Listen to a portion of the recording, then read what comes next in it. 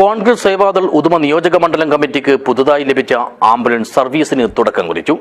മാങ്ങാട്ട് വെച്ച് ആംബുലൻസിന്റെ ഉദ്ഘാടനവും ഫ്ളാഗ് ഓഫും സേവാദൾ സംസ്ഥാന പ്രസിഡന്റ് രമേശൻ കരുവാച്ചേരി നിർവഹിച്ചു.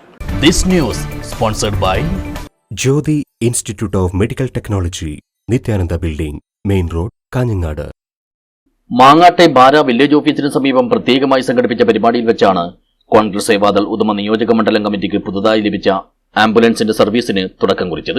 സേവാദൾ സംസ്ഥാന പ്രസിഡന്റ് രമേശൻ കരുവാച്ചേരി ആംബുലൻസിന്റെ ഉദ്ഘാടനവും ഫ്ളാഗ് ഓഫ് കർമ്മവും നിർവഹിച്ചു.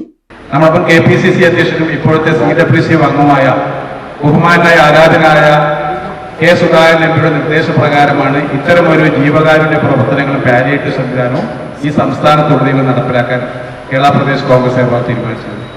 14 ജില്ലകളിലും ആംബുലൻസ് സർവീസ് കേരള പ്രദേശ് കോൺഗ്രസ് സേവാദളിന്റെ വാഹനം എല്ലാ ജില്ലകളിലും സർവീസ് നടത്തുക എന്ന ഉദ്ദേശവുമായി 3 മാസങ്ങൾക്കെടുത്ത തീരുമാനം.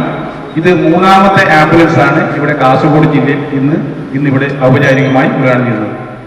നമുക്കറിയാം, ജീവകാരുണ്യ പ്രവർത്തന മേഖലയിലും അതേപോലെ തന്നെ പാലിയേറ്റീവ് രംഗത്തും ഇന്നേറെ ശ്രദ്ധ ആകർഷിച്ചുകൊണ്ടാണ് കേരളത്തിലെ കേരള പ്രദേശ് കോൺഗ്രസ് സേവാദൾ ഇന്ന് 14 ജില്ലകളിലും പ്രവർത്തനം നടത്തിയിരിക്കുന്നത്. കോൺഗ്രസിന്റെ പ്രഥമ പോഷക സംഘടനയാണ് സേവാദൾ. ഒരുപക്ഷെ സ്വാതന്ത്ര്യ സമര കാലഘട്ടങ്ങളിൽ അത് ജയിലിൽ വെച്ച് രൂപപ്പെടുത്ത ഇന്ത്യൻ നാഷണൽ കോൺഗ്രസിന്റെ ആദ്യത്തെ പോഷക സംഘടനയാണ് സേവാദൾ. ചടങ്ങിൽ സേവാദൾ സംസ്ഥാന സെക്രട്ടറി മജീദ് മാങ്ങാട് അധ്യക്ഷനായി. കോൺഗ്രസ് കാസർഗോഡ് ജില്ലാ vice president Sajid mobile, Congress Uduma block president KV Bhakthavatsalan Njekli, Unnikrishnan Poinachi, Vinu Bara, Rathnakaran Kanhangad, Kannan Parappa, Sreeja Purushothaman, Rajakala Narayanan, MS Ramachandran, Ramakrishnan Nalamvathukkal, Hariharan Kadavanganam, Kabeer Mangad, Saleem Poinachi, Kunhikrishnan Mangad, Damu Meethal Mangad, Krishnan Aryadukkam, Satheesan Kizhakkekara, Bharathan പുതിയ വീട്, അശോകൻ കിഴക്കേക്കര തുടങ്ങിയവർ സംബന്ധിച്ചു. ഷിബു കടവങ്ങാനം സ്വാഗതവും രഞ്ജിത്ത് ആര്യടുക്കം നന്ദിയും പറഞ്ഞു. News bureau, Uduma.